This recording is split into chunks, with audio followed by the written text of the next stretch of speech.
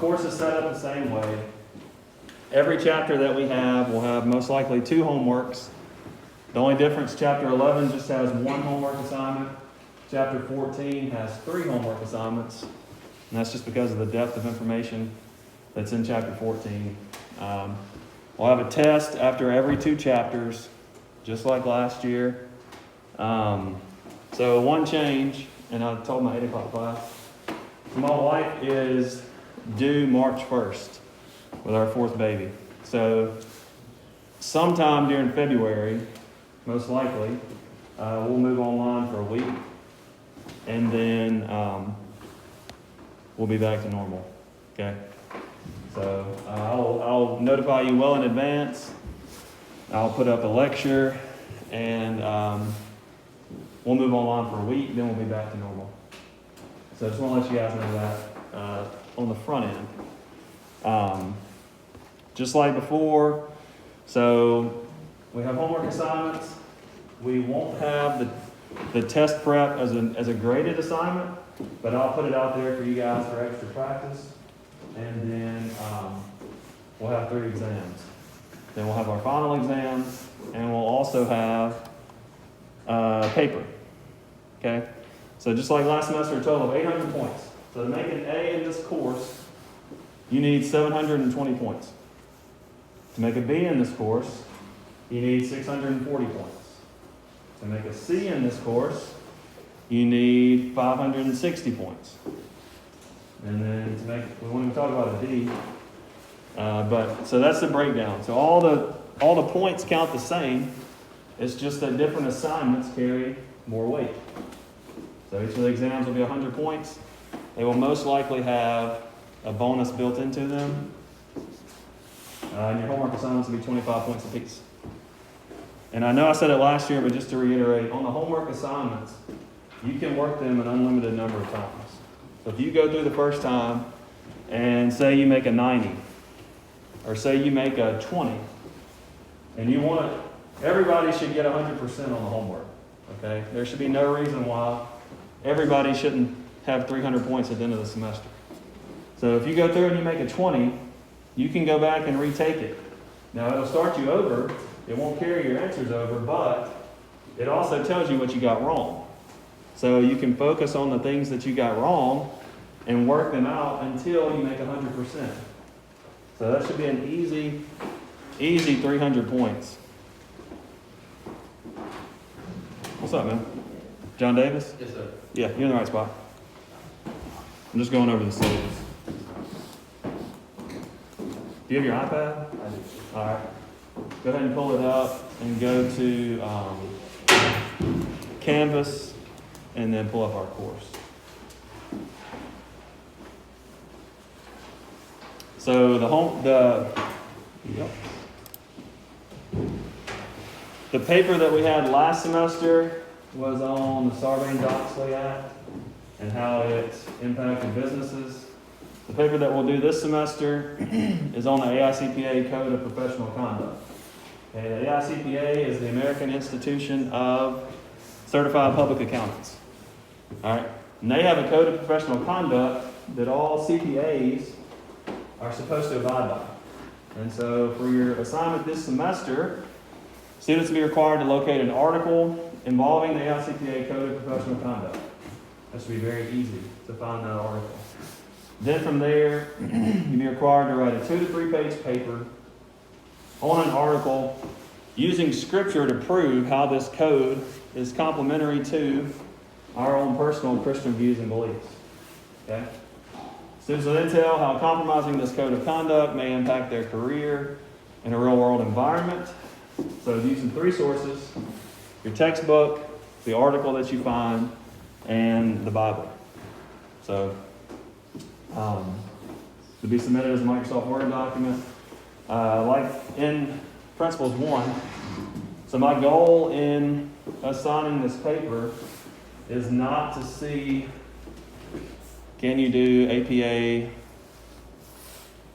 whatever edition we're on, to the letter, okay? I'm more interested in the content that you're going to put down as opposed to the way that it's formatted. Now, in saying that, don't try to go back and find someone else's paper from years past. So the Turnitin software that we have, it stores everything that's ever been loaded in there.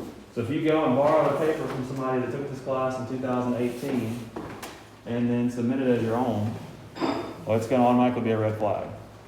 Then we're going to have an awkward conversation, and some tough decisions will have to be made. So the best thing to do is for you to do your own work. Then it alleviates all that. Okay? All right. So looking at the schedule, it is, so I'm a numbers guy. I like color-coded things. Give it pulled up, John. Is it pulled up yet? Okay. All right. So I know it's real busy if you look at it, but I was telling them, where'd you go to? Did you transfer in? This semester. So this semester. Where'd you go last semester? Here. Oh, you're here? Okay. All right. Where'd you take accounting 1? Okay. Who was your teacher? Old. Yeah. We used to live in the same neighborhood. So. All right. So the way that it'll work, so Tuesdays you'll be in here, Thursdays you'll have an attendance assignment to do outside of class. All right. So group A, you guys are obviously group A. So you can go through by week and see what assignments we're doing this week. All right. So like today, we're going to start chapter 7. We're going to read through objectives 1 and 2. So, and then you'll have a homework assignment that will be due Thursday. All right. And when I say Thursday, I don't remember exactly what time Thursday. See if I can.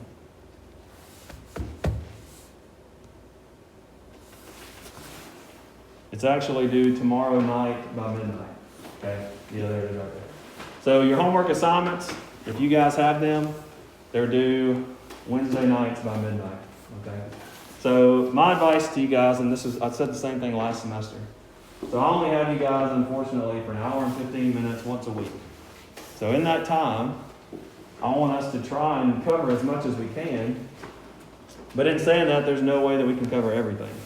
Okay? So the responsibility is going to be on you guys once we get out of class to go back and refresh your minds on the things that we talk about and to go and maybe read ahead for next week.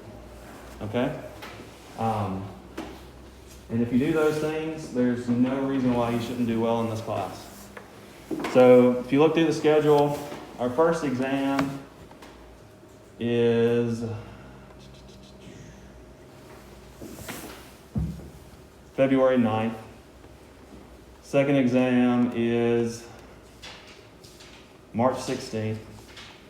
Last exam is the week before Dead Week, and then our final exam. So they're spaced out every 2 chapters.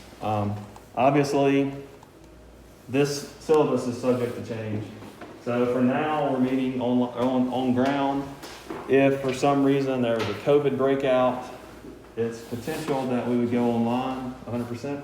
I'll obviously keep you guys up to date if that happens. Hopefully it won't. So, all right. Any questions so far? So we're using the same textbook as last semester, Accounting 28th edition. Let's see here. The TLC. So if you guys have any problems, so this is one thing that happened last semester. If you guys are struggling with the principle that we're talking about, so say when we start chapter 7, if you guys are struggling with inventory and the way that inventory is kept up, the way it's calculated, etc., then come to me and let me know so that I can maybe help you or try and explain more thoroughly things that we covered in class. If you're still struggling after that, the TLC is a great resource for you to go. I don't know if they have a tutor for this semester. I know they did in years past. But that's another outlet for you to be able to seek help, just to make sure that we have things nailed down and we're understanding the principles that we're talking about, because everything in accounting builds on each other. So the things that we learned in first semester, those things are going to be built upon this semester. So if you struggled in the fall, you're going to have to do a little more and provide a little more effort to do well here in the spring. Okay? All right. So for today, you can keep your phone tomorrow or Thursday and going, whatever, next Tuesday and going forward. If you guys will lay your phone up here on the table, only get you for an hour and 15 minutes a week. So as many distractions as we can eliminate, the better. So whenever you walk in, just lay your phone down on the table, and then when we leave class, you'll be free to pick it up. All right. Attendance. We meet twice a week. You guys get 4 absences. And that also includes the attendance assignment. So you have the attendance assignment for Thursday. If you fail to complete it, technically that's considered an absence. Okay? So that's why I'm saying be sure and stay on top of those. Like I said, they're really easy. Shouldn't be hard. But you only get 4 absences. So don't use any of them, if you ask me, but be mindful. Okay. All right, I want to read the academic integrity statement. So the mission of Blue Mountain College makes it clear that the college exists to contribute to the growth and development of human beings who understand their lives in terms of Christian responsibility and service. Precautions are taken to protect the honest student by making every effort to assure conditions of honesty for all course requirements, including exams and outside assignments. This does not diminish in any way the student's ultimate responsibility for observing the principles of academic integrity in all aspects of their conduct. Cheating, plagiarism, and other academic misconduct are unacceptable. In keeping with the high ideals reflected in its mission, Blue Mountain College expects its students to be scrupulously honest. So we're all adults in here. I don't anticipate us having any issues, but if we do our own work in everything, then we shouldn't have an issue. Okay? Does anybody have a question? If you have a question and you don't want to ask it out loud, feel free to ask me out after class. Okay, so go to modules. The first module you see there is the class split for Tuesday, Thursday. If you ever have trouble with your homework, accessing your homework, things like that, the Cengage Technical Support link that will send you to Cengage, and they will be able to help you figure out, say you got timed out on an assignment, you can't load something, they're the ones that you go to get that help, okay? For our final exam, we'll go over Proctorio later. I'll pause on that. But for now, go ahead and open your textbook. So click on the textbook link, load the textbook in a new window.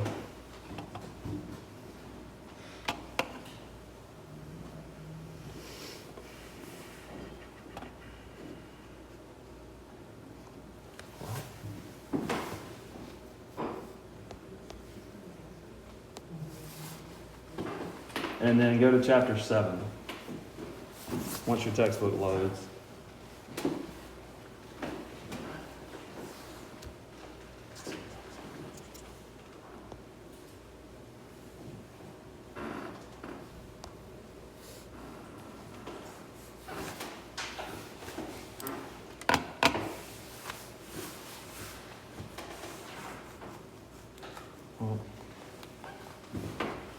This computer's thinking.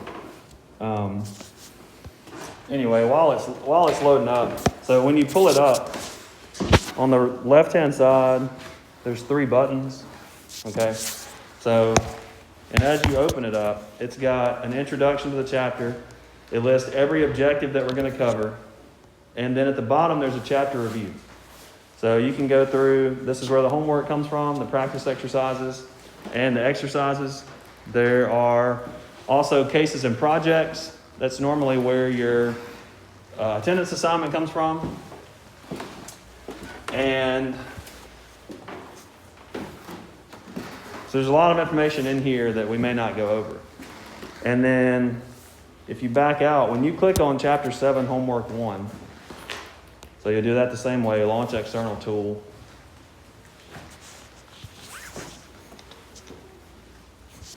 All right, enter Cengage 2. So then start assignment. So that's how you do your homework. So say you're going through there's 5 questions for homework 1. And you have an issue or you don't necessarily understand something while you're doing the homework, there's tools up here at the top that will help you. So the first little icon is the textbook. You click on the textbook, it takes you to the objective that the question comes from, and it highlights the area in the text that the question comes from.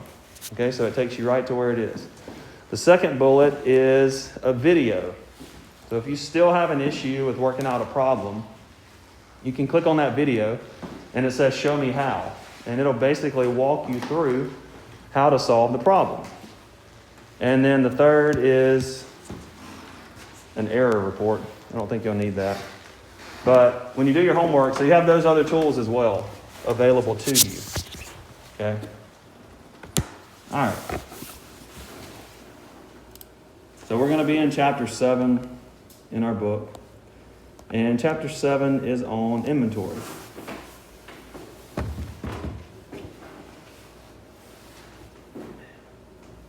I apologize for the screen. It's not pleasing to the eyes.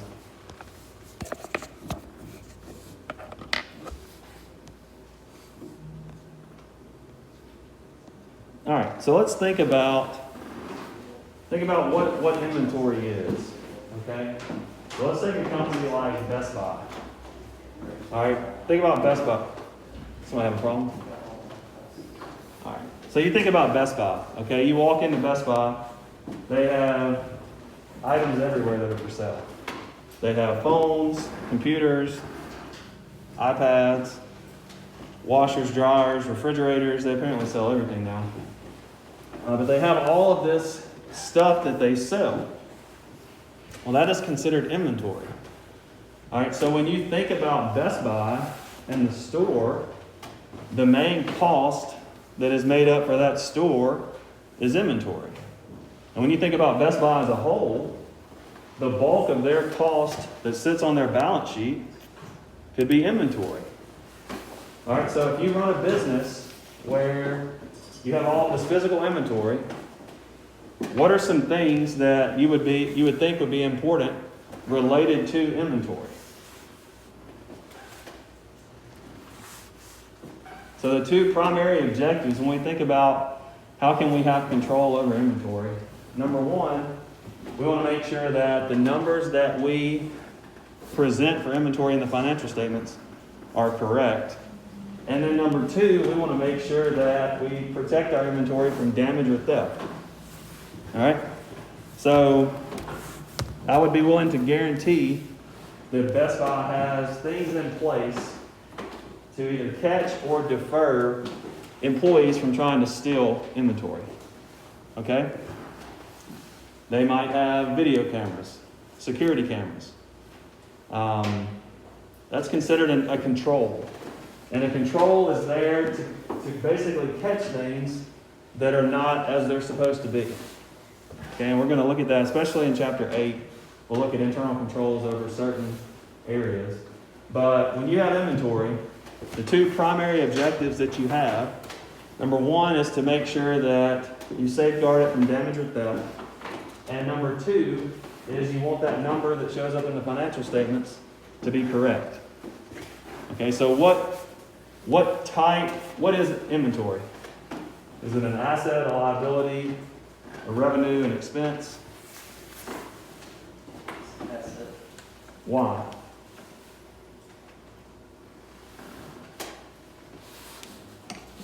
Shows your value.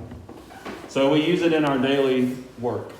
So an asset is something that we use in our daily course of business. And inventory, obviously, they use computers to make sales. They use all of those goods to provide a product to customers.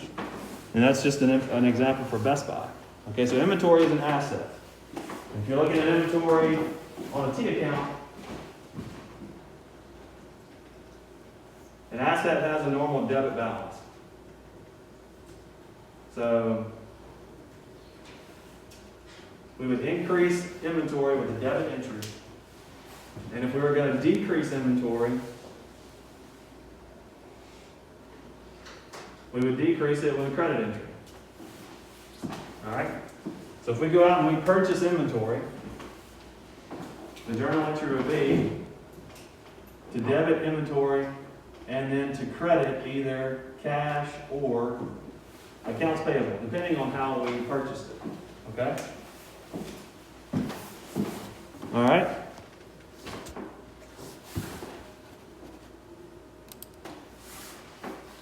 So there's a couple of different ways, in addition to setting up these controls, that companies can safeguard their inventory. Okay, so you think of, and we'll go back to Best Buy just because it's an easy example, but whenever Best Buy orders new equipment, or whenever they make an order for, let's say whenever the new iPhone comes out, okay? So they let Apple know, hey, we're gonna need, however many, 100,000 iPhones to sell in our store. Let's think that process through. So they create a purchase order, and the purchase order says we want to buy 100,000 iPhones at whatever price they purchase them at. Okay? Apple receives that purchase order and they fill it. And when Apple gets ready to send the iPhones to Best Buy, they're going to have a vendor's invoice. And that vendor's invoice is going to say, hey, you bought 100,000 iPhones at whatever price it was. Okay? Now, you would match the purchase order to the vendor's invoice to make sure, are they charging us the correct number of phones that we wanted to buy, and are they charging us the correct price? Okay? So if we said, hey, we'll buy 100,000 at $1,000 a piece, and then they send back an invoice, and it's 100,000 phones at $1,200 a piece, well, there's obviously a discrepancy, right? So the only way that that would be caught is if you're physically checking both of those.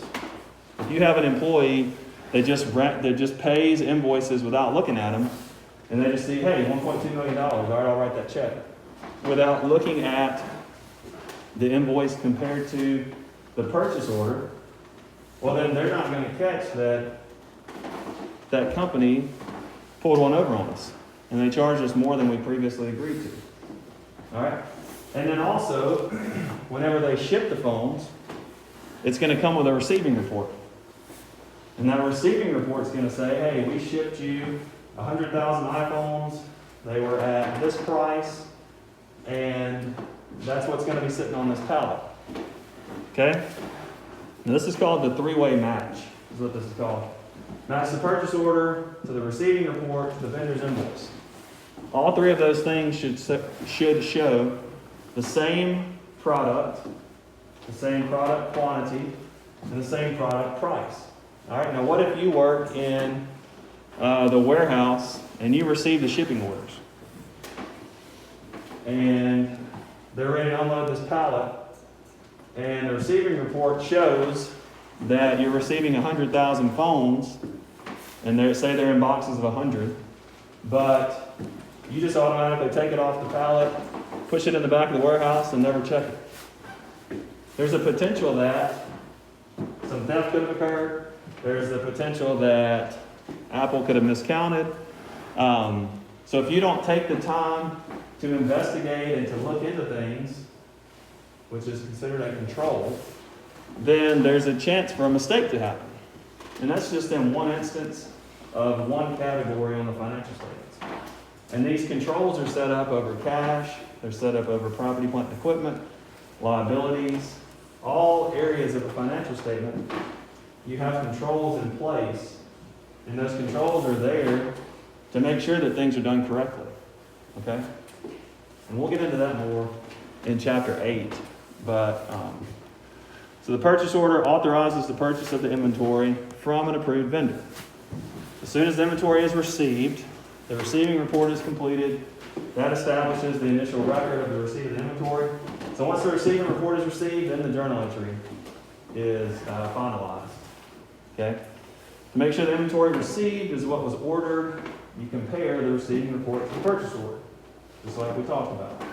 You compare price, quantity, and the description. So if you ordered 100,000 iPhone 12s from Apple, and they sent you 100,000 iPhone 10s, it's a pretty big discrepancy, right?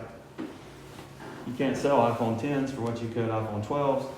So there's a lot of double checking and matching that has to occur in order to make sure that you receive what you actually ordered and what you paid for.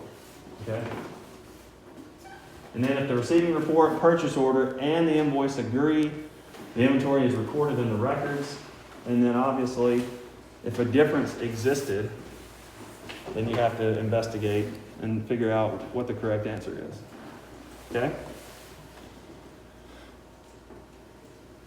All right, so the book is going to discuss talking about a subsidiary ledger.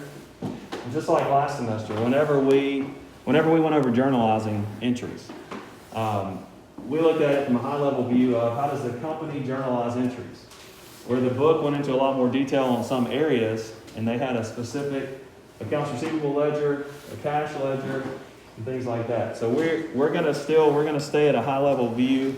So we're only going to look at journalizing inventory from the aspect of purchasing it. So we won't be looking at a subsidiary inventory ledger. Okay? So controls for safeguarding inventory. When we think about how can we best make sure that our inventory stays in-house, it doesn't get stolen, it doesn't get ruined, what are some steps that we could take? All right? Storing inventory in areas that are restricted to only authorized employees. Locking high-priced inventory in cabinets.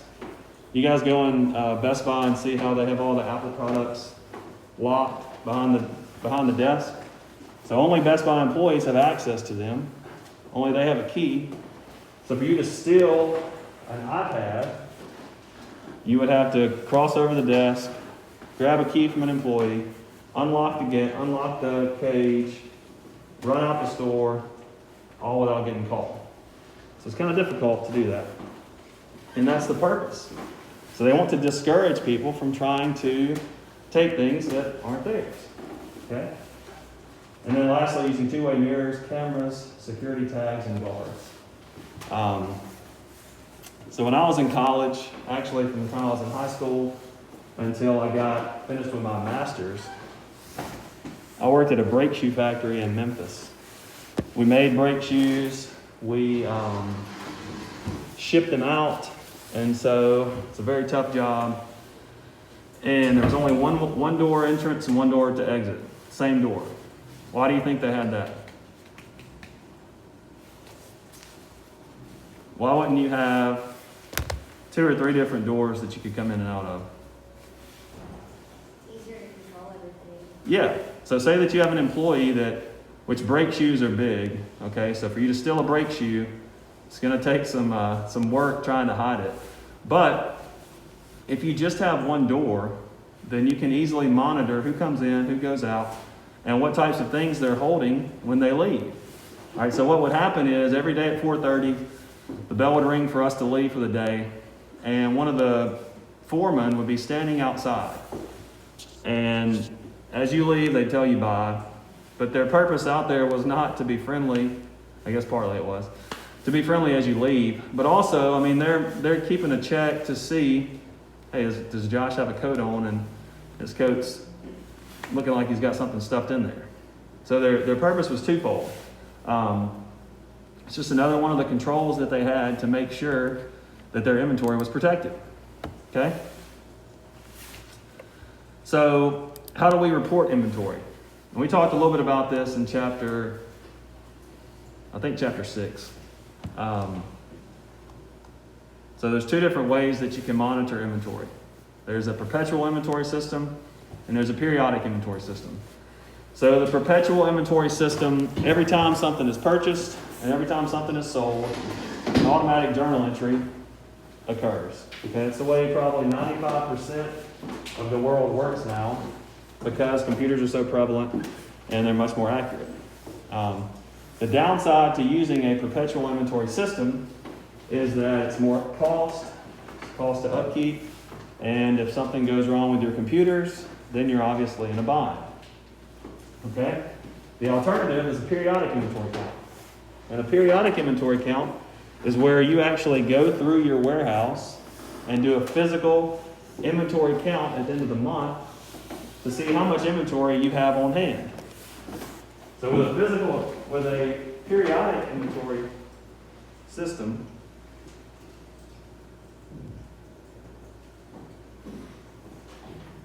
and this is a T account for inventory.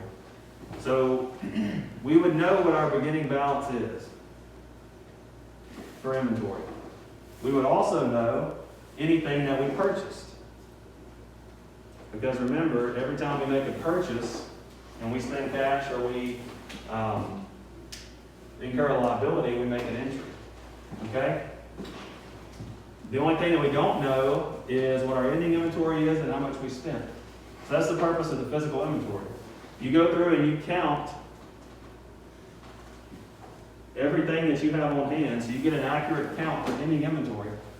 So if we know beginning balance, we know everything that we purchased, and we know how much we ended the month with, then the only remainder is how much inventory we used or how much inventory we sold. Okay? So physical inventory count is a count that has to be taken at year end. Some companies do it more often than that. And you make sure that the amount of inventory you're showing on your inventory report is accurate. Okay? And like I told you guys last semester, when I worked at KPMG, I would have to do these every year. Most of the inventory counts that I went on were at a dirt cheap store, which was definitely an experience. Okay? But they would take those, so they would print out an inventory report, and it would be multiple pages. And they would show everything that they say should be in the store at that moment. So our job was to go through and count all the things that were in the store and make sure that that lined up. So an inventory count is another way that companies can have a control over the inventory that they have. Okay? All right. Of course, I know I'm trying to touch it.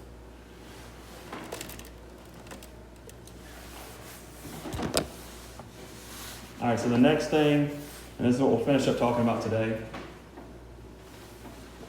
are inventory cost flow assumptions. Okay, now what do I mean by that? It means how does inventory flow through your business? Okay, so an accounting issue arises when identical units of merchandise are acquired at different times with different prices. All right, so let's think about this.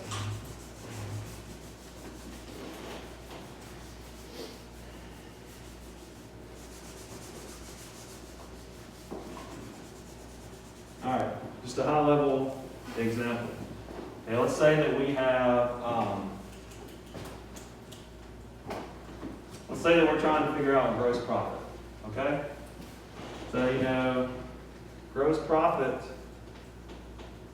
was sales price minus cost of goods sold gives us gross profit, okay? Now, take it a step further. So our sales price might be the same regardless. Let's say that we sell it for $10, okay?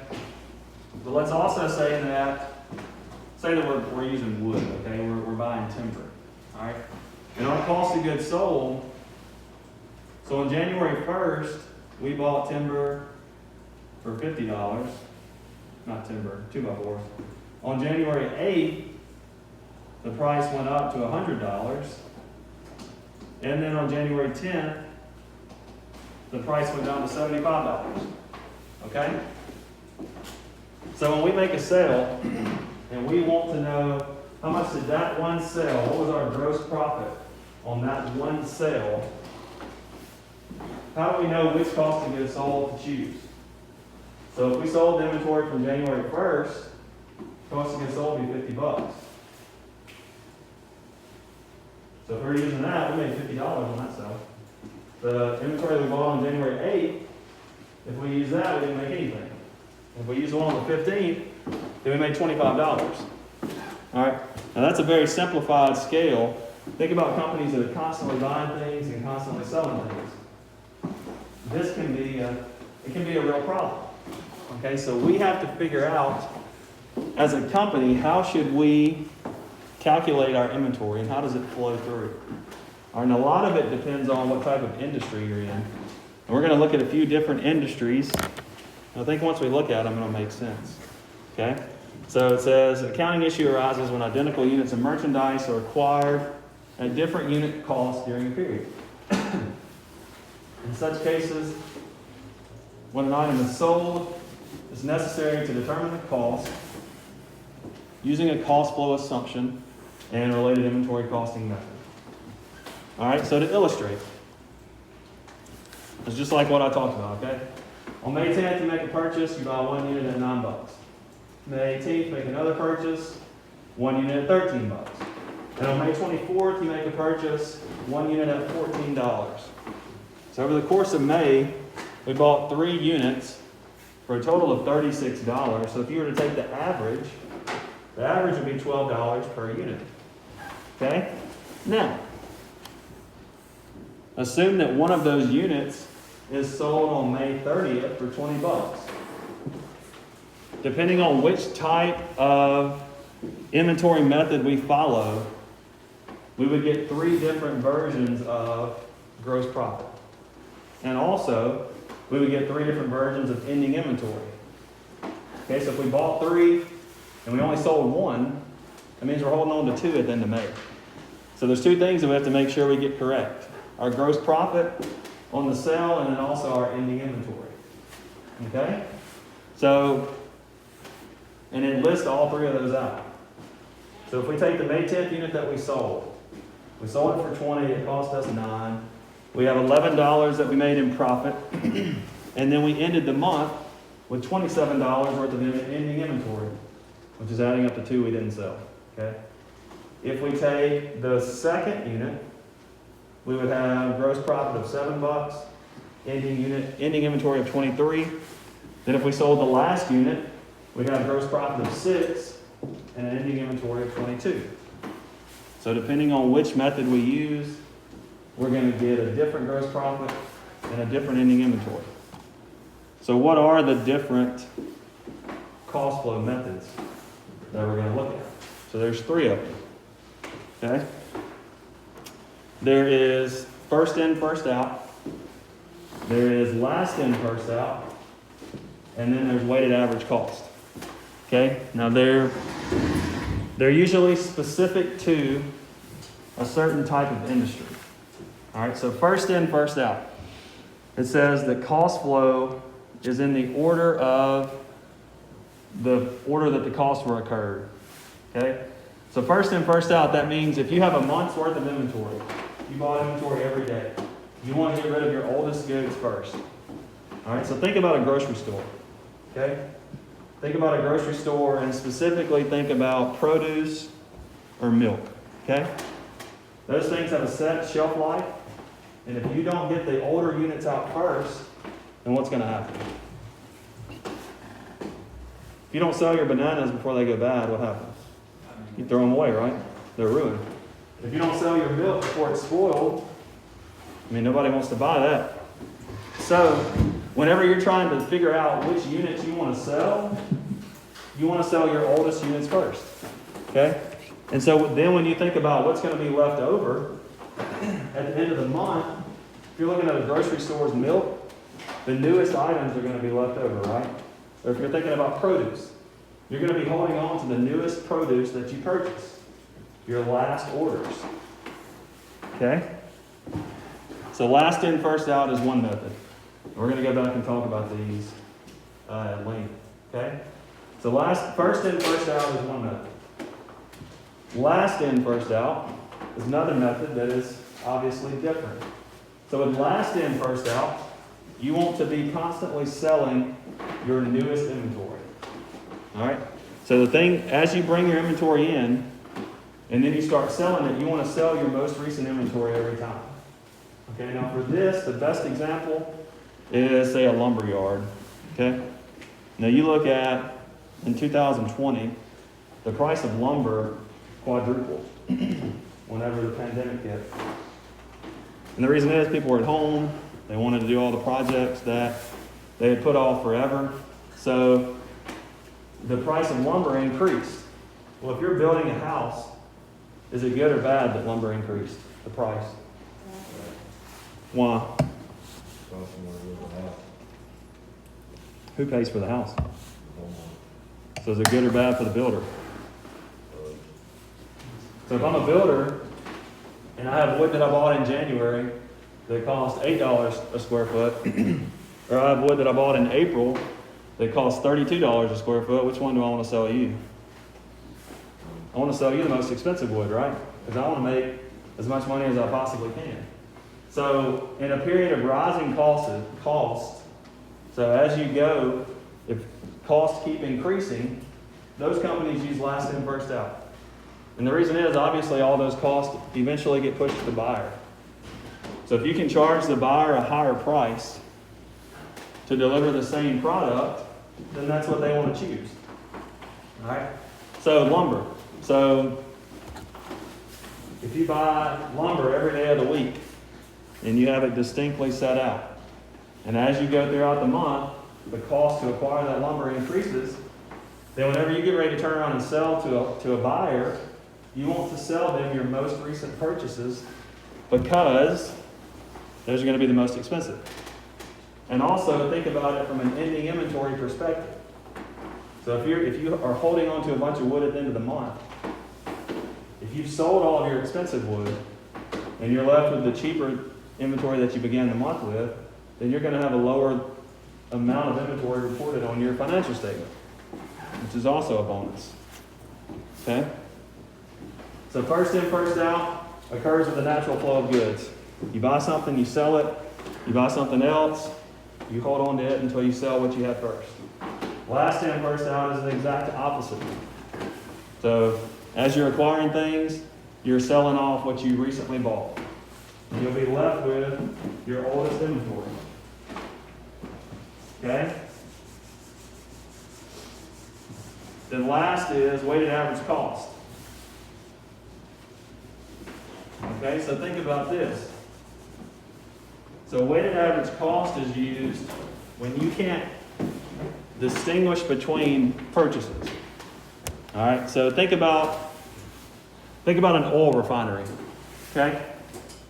So the price of oil, it fluctuates a lot. So if an oil refinery, if they bought some oil in January and it cost $100 a barrel, and they're holding it in one of those huge vats. Then they bought some oil in February and it cost $150 a barrel. So they pour it into that vat that had January's oil, right? They're just holding on to all this oil in this huge vat. And then they want to sell some oil to a gas station. So they go to that huge vat to pull out some oil. How do they know which month they're pulling inventory from?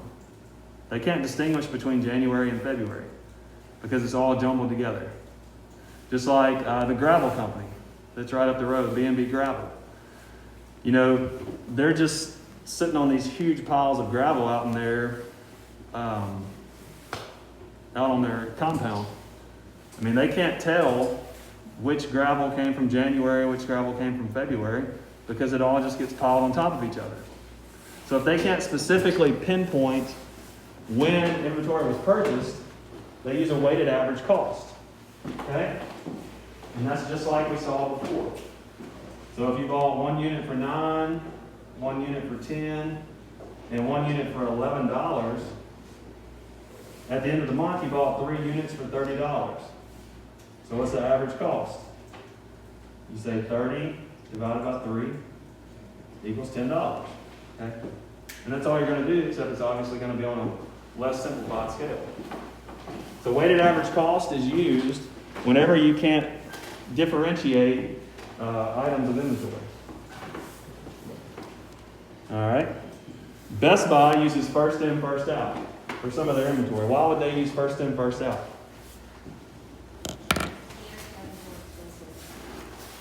Well, so think about what Best Buy sells. So let's take iPads, for instance. So in 2020, I have no clue what the most recent iPad. Let's use iPhones, that's a lot better. All right, so in 2020, they bought iPhone 12s. In 2019, they bought iPhone 11s. So it's 2020 now, and they've still got some iPhone 11s. Would they rather sell those and get them out of the way, or would they rather sell the iPhone 12? Well, the longer they hold on to an iPhone 11, what's going to happen? It's going to be obsolete, right? Nobody's going to want, if the 12 is out, then nobody's going to want an 11.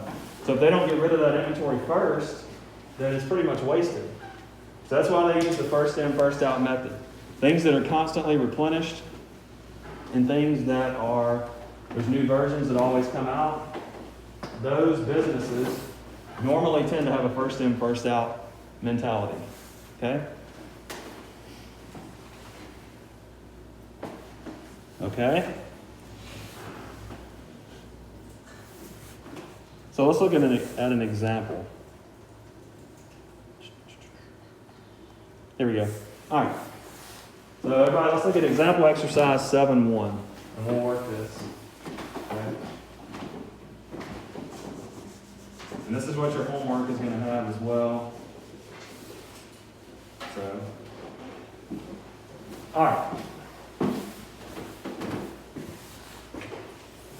So it says the following 3 identical units of this item are purchased during February. On the 18th, purchased 1 unit at $45. On the 15th, purchased 1 unit at $48. And on the 26th, purchased 1 unit at $51. All right? So, in all, we bought 3 units, and it cost us $144. Okay? So then it says, assume that 1 unit is sold on February 27th for $70. Okay? So determine the gross profit for February and ending inventory on the 28th using each of those 3 methods. All right, so I'll give you guys a second to see if you can do it, and then we'll work it together.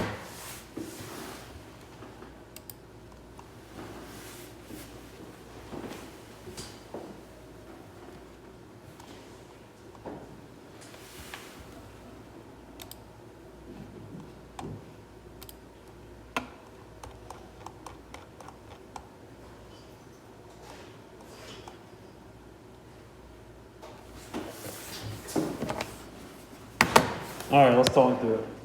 So, using first in, first out. So that's part A. Okay?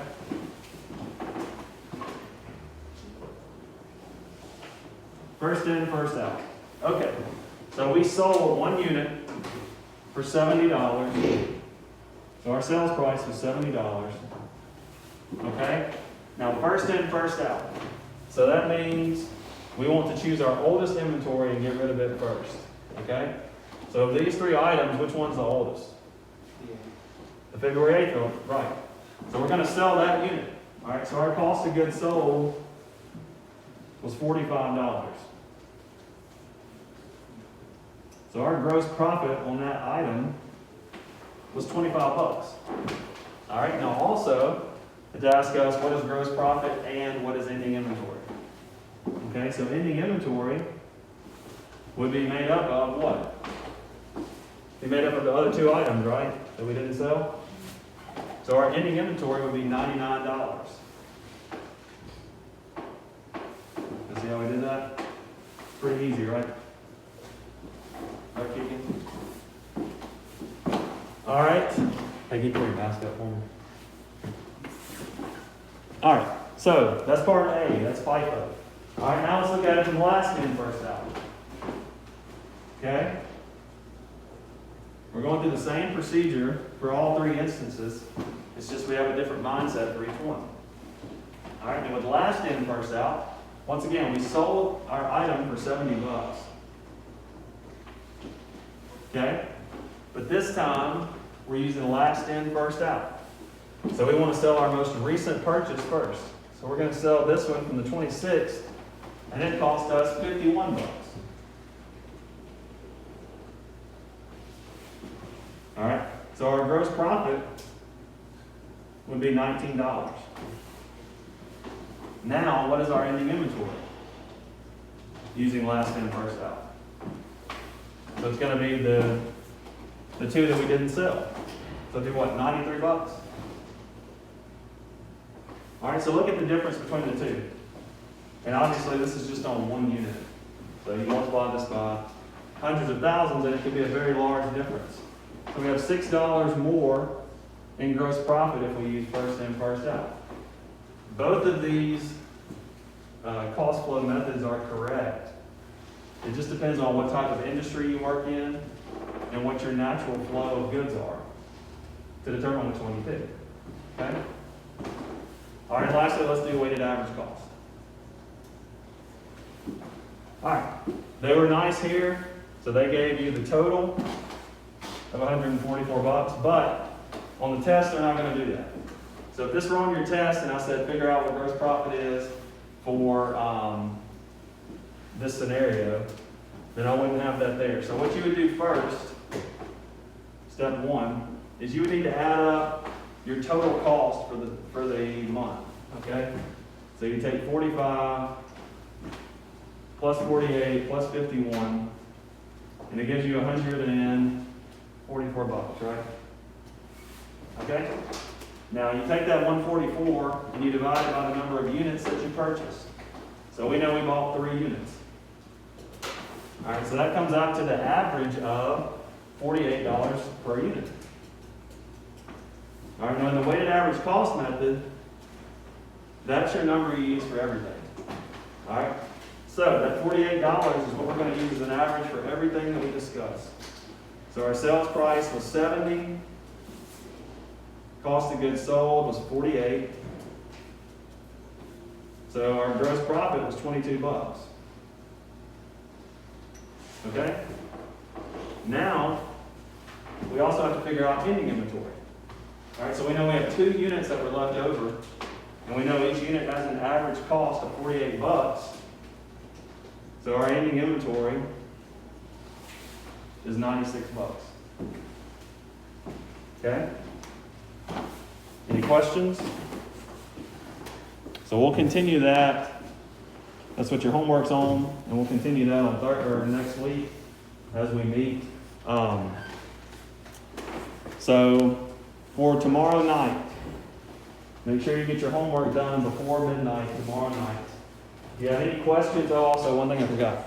When you're in your homework, if you have a question for me, there's a link down at the bottom where it will send me a screenshot of what you're working on as well as your question. And then I can pull it up and we can talk about whatever issue you're having. Okay? So any questions? So before tomorrow, you need to do your homework. On Thursday, you have your attendance assignment. And then before next week, look at your syllabus and read over the objectives that we're going to cover in class. Okay? That's all I've got.